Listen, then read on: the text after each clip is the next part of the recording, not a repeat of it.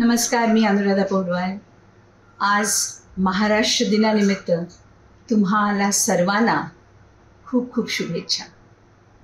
आपलं महाराष्ट्र हे खऱ्या अर्थानं एक महान राष्ट्र आहे, जिथे शूरवीरतेबरोबरच कला आणि संस्कृती तितकीच महत्त्वाची आहे। कुणीही कुठल्याही राज्यातून येवो, महाराष्ट्र त्याला आपुलकीने जवळ करतं। आज परमेश्वराकडे हीच प्रार्थना आहे की जसं छत्रपती शिवाजी महाराज होते, त्यांच्यासारखे शूर लीडर आणि एक अत्यंत डिपेंडेबल सरकार या राष्ट्राला पुन्हा मिळेल।